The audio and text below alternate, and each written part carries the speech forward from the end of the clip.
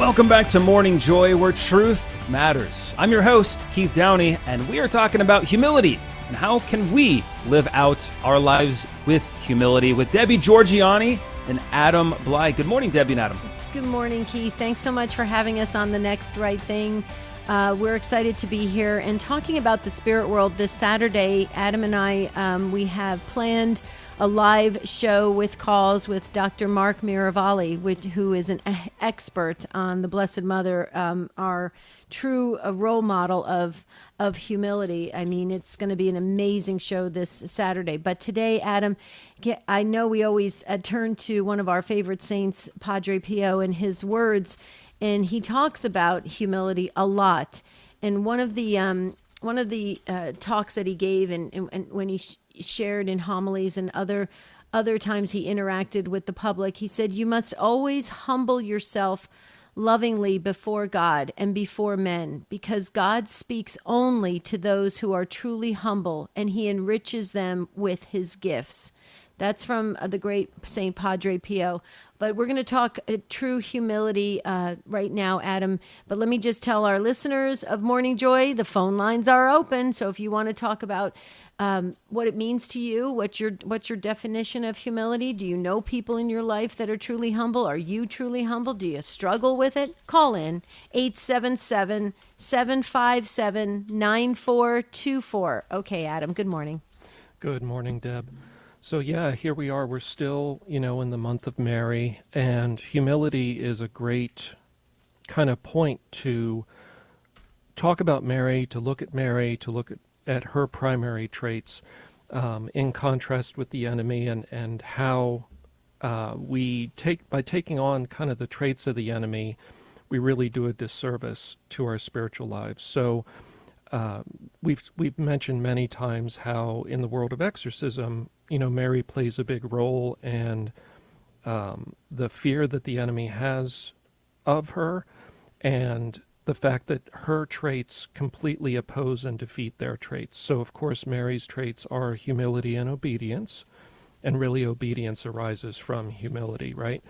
And the enemy's traits are primarily pride and disobedience arises from pride. And we know pride is kind of the root of all sin, theologically. So, this month is a good time to reflect on that. And I think as human beings, the big rub for us is rationalization, meaning I kind of tell myself that I'm a good person and think my way out and give myself excuses for the things that I fail to do that I should be doing, and when I do things I shouldn't be doing, and kind of rationalize and talk myself into that old adage, I'm basically a good person in spite of all this stuff. I just judge myself and decide that I'm a good person. And that kind of is, that's pride, in the sense that I'm saying I don't want to be subjected to an outside standard. I'm just going to judge myself from the inside, and I say I'm good to go versus, the reality of God's law and the way, God has set things up. And that's the big contrast. Mary, we can look at that Annunciation moment where Gabriel comes and says, God wants you to do this, and she doesn't understand it. And it's completely outside of what she was thinking for her life, yet she immediately says, "Let it be done unto me according to your word." And so she submits to that. And so she's not only a good Jew in submitting to the law of Moses and submitting to all the laws within Judaism, but when God, and we don't all have a St. Gabriel moment, but when God comes to her and says, "I want you to do this," she says yes immediately, and then she follows through. And we get those in little ways from God in our lives, and that's primarily through the church. Adam, as you were talking about rationalizing or, attempting to justify things in our lives, it's so interesting when you said that, because it sparked so many thoughts about how we as a culture, right, we know what God expects of us, or I should say as a Christian culture, we know what God expects of us, but in certain situations we're like, okay, we can be humble and obedient in this area. Okay, but not in this area. In this area, I'm going to have complete control over this. I'm going to predict the outcome. I'm going to manipulate until I get what I need or want or deserve. It's very interesting how people will pick and choose what they will submit to and what they will resist. It's very interesting, especially in this day and age. I remember when I was younger, Adam, it seemed as though, I could be wrong, but it seemed as though things were simpler then, of what was definitely right and wrong and what we are to adhere to and what we are to stay away from. But now it's so blurred and murky that if a person identifies with a certain personality or has a relationship with somebody, then they're going to overlook a lot of their sins because they have a special attachment to them. It's strange how we'll throw the right or wrong out the window when we have a relationship or an understanding of someone or something, and we say, okay, but this is okay. God will understand this one. God knows. Like, that's why that whole "what would Jesus do" phrase kept coming back in the past couple years, which is so strange to me because it's exactly what you said. It's so prideful, and it's almost playing a mini God.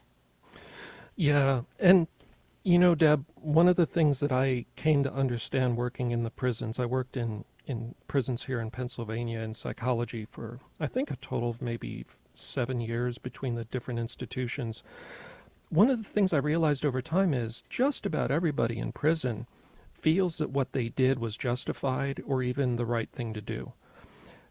So there's kind of a civil law corollary for this where, most people that are in prison where society has said, you've done something wrong that should bring about a correction, when they talk about it until they've made a lot of progress in therapy, they rationalize it and say, well, I did what I needed to do, or I did what was right, or I was so wounded that, I couldn't help it. I had no control about this. And I think we do the same thing with sin, where we rationalize it and we talk our way out of it. And what you said, I think, is true, Deb. We're obedient to the things that are easy, but the things that are hard are the ones where we start making excuses and we let things slide. So I'll be obedient to the stuff that isn't a burden for me and already fits with my life. But when you ask me to actually make a change or a sacrifice, now that's usually where I'm going to pull away. And that's where you get, the old adage of the cafeteria Catholic, where I'll go along with all the things that seem reasonable to me, but, that teaching, that makes me uncomfortable or causes me to see my life in a different way. I don't want these external metrics on my life. I just want to be comfortable. Again, it's interesting what you're saying because I go to the Fatima apparitions. We're talking a lot about the Blessed Mother this month, obviously, because it's a month of Mary. And, and Faustina. How about Faustina? There's so many other private revelations that talks about seeing who goes to purgatory, what heaven is like somewhat, and then, of course, what happens when you're damned to hell, right? Mm-hmm. And they're saying how souls are lost for so many of these types of sins that we just think that God is going to understand. That, we were justified and we have the excuses all ready to go when that's just not the way our God, who's an arm of mercy but an arm of justice, works. It's frustrating to me, Adam, because we see a society, a world today that lives like that. They make their own assessment. They go with it. You do you, I do me. This whole type of thing where, don't get into my lane. I'm fine. Don't worry about me. Like you said, I'm a good person. But it's really troubling because if you look at all the messages, now granted, they're private revelations, so you don't have to believe them in order for salvation. However, I mean, they're so powerful that we need to really understand that we can't do that to ourselves and give ourselves a pass like that. It's not gonna serve us well in the next life. Exactly. And there's one perspective that I have the benefit, and all the people that work in exorcism have the benefit of, and that is the encounter with the accuser directly, where we get to see these creatures that go before God and lay claim to us based on our sins, their attitude towards sin. So one of the things that happens fairly regularly when somebody's first getting involved in working in exorcism ministry, usually it's the priest, but there are lay assistants that also undergo this. Usually in the first few sessions, the demons will call out not only your unconfessed sins, usually, by the way, the ones that are the most humiliating, but if you have a pattern of sin where it may not be a specific sin that they can call out because it's been confessed, and that's, boy, confession's important. Once it's confessed, it's off the table. But if you have a pattern of sin that you have rationalized and you've not made steps to get away from, and it's still something that's in your heart, and you're just kind of rinse and repeat and not really trying to stop it, they will also bring up those patterns of sin. They may not bring up a specific sin, but they'll say, what are you doing here? You're lost in, this activity all the time. What makes you think that you can be here? Different things like that to shock somebody and scare them from coming back. And some people never come back after the first session. They may think that, and I suspect some people do, they kind of think that, oh, well, this isn't actually real. Maybe Wow. this really is just mental illness, or until I see something, I'm not truly going to believe that this is real. Right. And then they get that cold water shock and realize it is. So even when the confessed sin has been done in the confessional or something of that nature, it still can be brought up in the work that you do with the demons, noticing that it is a lingering sin that kind of is attached to that person, correct? Yeah, so theology would say that's an attachment to sin, which is different than the actual sin. So I'm kind of yearning for the sin, and I haven't given up my lust and desire for that sin in my heart. Wow, talk about, a real lesson in humility for people that have that happen to them when they're in the sessions. That must be like, oh my goodness, I thought that was off the table and it wasn't. Wow. Okay, let's hold it right there and send it back to Keith. But the phone lines are open if you want to talk about true humility. 877-757-9424. Back to you, Keith. Thank you so much, Debbie and Adam. And a quick update. Did you know that there's a new Guadalupe Radio Network Facebook page? Yes, the goal for this one is getting as many as 30,000 likes by the end of the year. I know we can do it. So if you're around Facebook this morning, go ahead, search Guadalupe Radio Network and follow, all of that thing. And while you're at it, follow and like Catholic Spirit Radio and Aquinas Communications. But yes, coming up next, talking more about humility, give us a call. Tell us how humble you are. 877-757-9424. Jokes aside, we're still talking about humility and how we can exhibit it on The Next Right Thing with Debbie Giorgianni and Adam Blai on Morning Joy, where truth matters. You're listening to Morning Joy, where truth matters.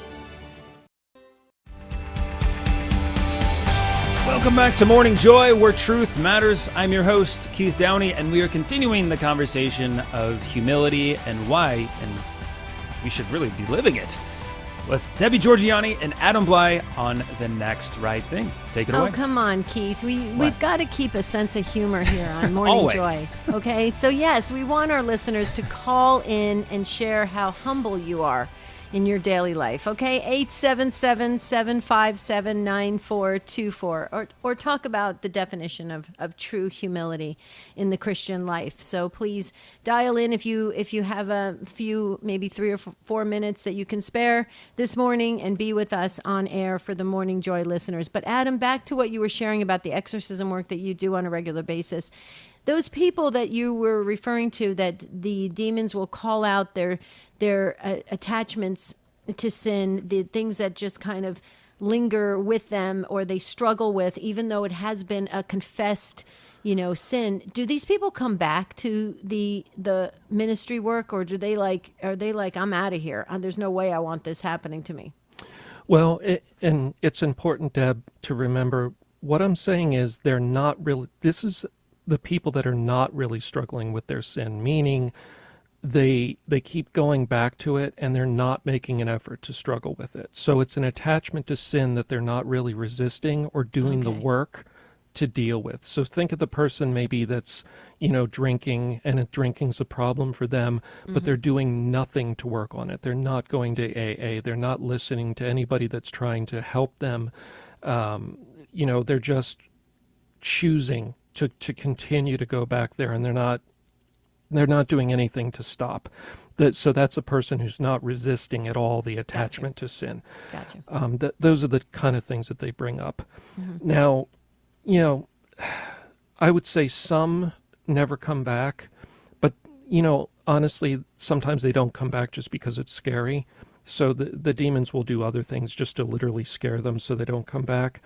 A lot of them do persevere, but what happens, Deb, is that cold water in the face causes them to realize, oh, wow, I really am attached to this, and I really have rationalized it, and I'm not doing anything to resolve it.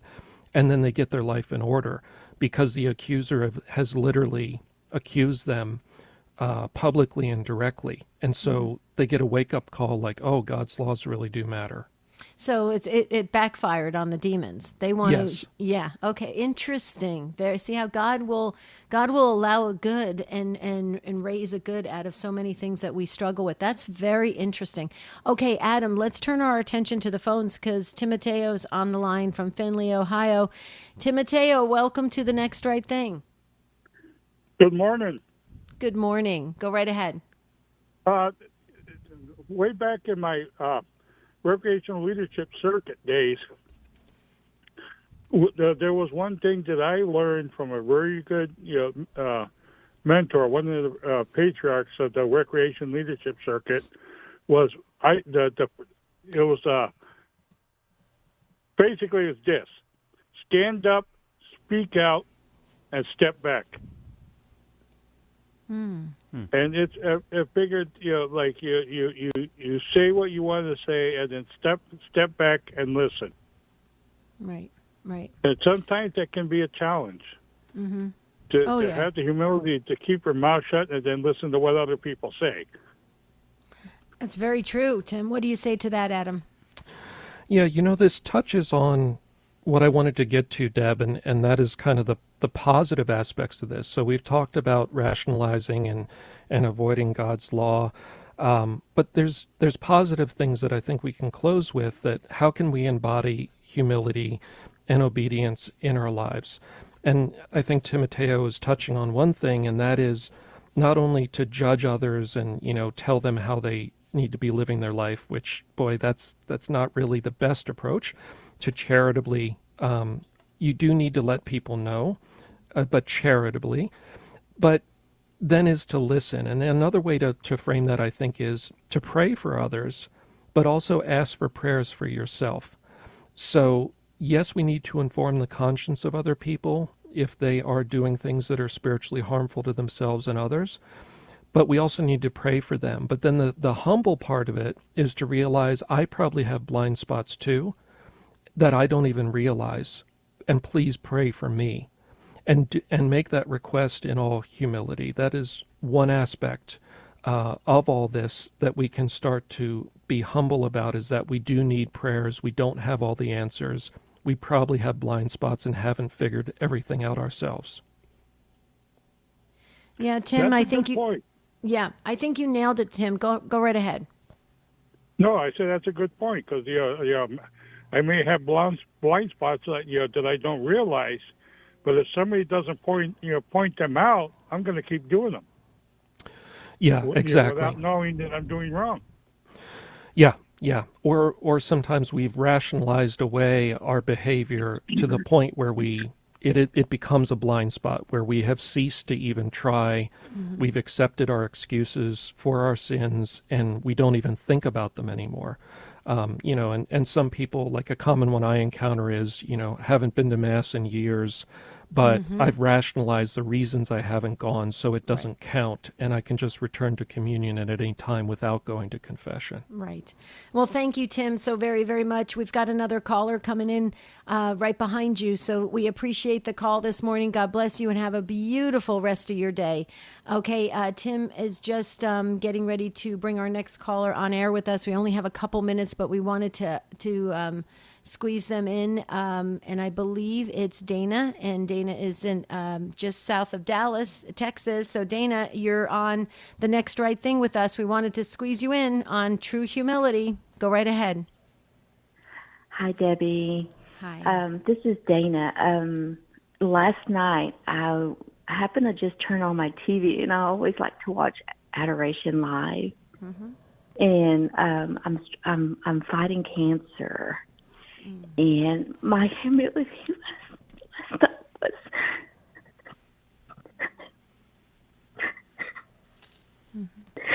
was just to be humble about the things that I'm able to do right now. Because when I get sicker, I may not be able to do these things. I was just thanking God last night about the things that I'm able to do now. Sure. But Dana, I know that it gets very overwhelming at times. I know because I've been through 2 bouts of cancer. I want to just share a couple things with you. Please lean on your go-to saints and your guardian angel. All of heaven is supporting you through this journey.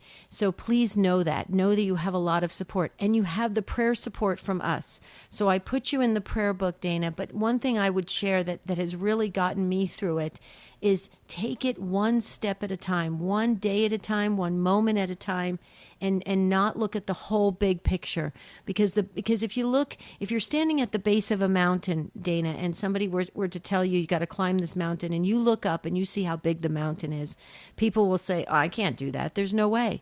But if you just start climbing, and you just climb one step at a time, and all of a sudden you start going higher and higher and going up the side of that mountain. It can be done. It will be done, Dana. You have our prayer support. Adam, do you have any comments for Dana? Oh, of course we'll pray for you, Dana. And yes, do what you can.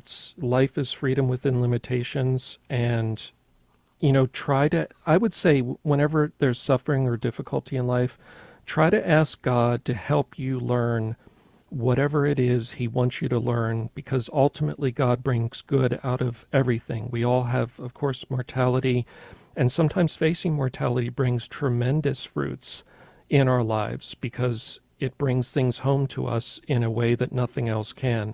So I would just keep trying to ask God to bring the positive out of this, for you to spiritually grow in leaps and bounds in response to this, and not to retreat into fear, because he can bring good out of anything. I've seen it so many times. Okay, Dana, we'll have to let you go at that because we have to make room for the next segment. But does that bring you a little bit of peace today? Oh yeah. It's just I get emotional, but I'm totally with God. He's been my strength through all of it. Amen. I've come out of it, but I'm sick again, and I guess they're doing further tests to see if maybe it's come back. But I know it really does humble. But thank you, Debbie. Absolutely, Dana. When you're in the prayer book, we've started to pray already, so keep going and keep strong. Okay, you hear the music. Adam, thank you so much. We're going to send it back to our wonderful host, Keith Downey. Yes, thank you so much, Debbie and Adam. Really appreciate that, and thank you, Timoteo and Dana, for calling in. But coming up next, we're talking with Dave Palmer on Thinking Out Loud. You're listening to Morning Joy, where truth matters.